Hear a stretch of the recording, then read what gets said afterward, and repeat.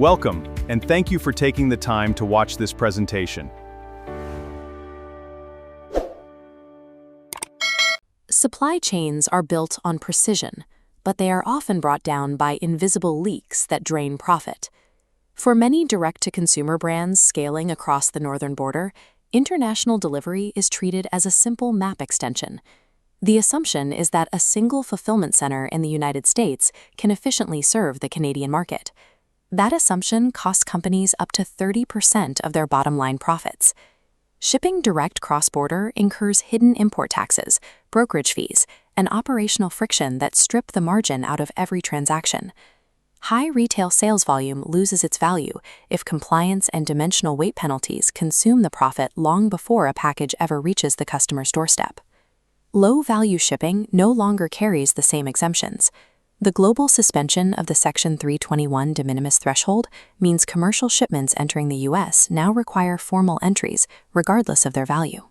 At the same time, the Canada Border Services Agency implemented its last sale customs valuation rule. Under this framework, the value for duty must be calculated on the price of the transaction that caused the goods to be exported.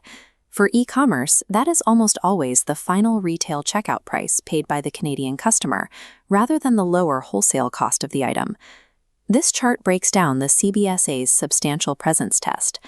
To bypass retail valuation and import at the wholesale cost, a business must pass 8 strict criteria to prove it operates as a legitimate resident entity. The test requires tangible local investment. An importing entity must maintain a fixed physical location in Canada and employ local operational personnel.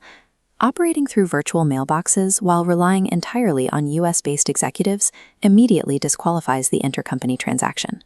Failing this test legally traps foreign direct shippers into paying maximum import duties, breaking the unit economics of every individual sale. Canada has digitized its customs framework through the CBSA Assessment and Revenue Management System, known as CARM. Every commercial importer must now register in the portal and secure their own release prior to payment financial bond. You can no longer clear commercial parcels using a customs broker's security. Without an active individual security bond linked to the business, shipments are held at the border, resulting in delayed deliveries, mounting storage charges, and penalties. In response, some brands attempt to route business inventory through the courier low-value shipment program to bypass formal commercial entries. The CBSA actively audits these shipments. Relying on informal ad hoc shipping programs is an unsustainable legal and financial liability for scaling businesses. The physical journey of these parcels introduces a second layer of costs. The Windsor-Detroit corridor is the busiest land border crossing in North America, yet historically relies on older infrastructure, like the Ambassador Bridge. Because this legacy bridge lacks direct highway connections on the Canadian side, commercial trucks are forced to navigate local city streets and traffic lights, driving up idling costs and making transit times unreliable. Once a parcel finally crosses the border, private carriers inject flat-rate brokerage fees, often up to $50 per package, just to manage the individual customs clearance. Then the carriers apply dimensional weight pricing, which penalizes lightweight, bulky e-commerce packages. This diagram illustrates how carriers calculate billing weight based on volume. The length, width, and height of the box are divided by a set metric, like a 139 divisor.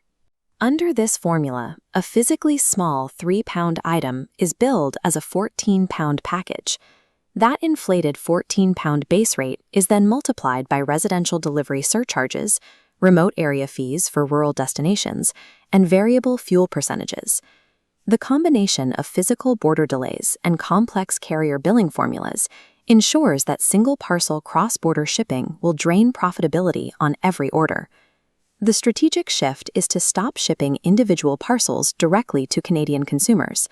Instead, inventory is consolidated into bulk freight shipments. Moving goods across the border in bulk before a customer ever clicks buy changes the legal nature of the import. The goods enter Canada simply as unsold commercial inventory. Because no retail transaction has occurred, import duties are calculated on the lower wholesale cost of goods sold. This bypasses the CBSA's retail tax calculation entirely.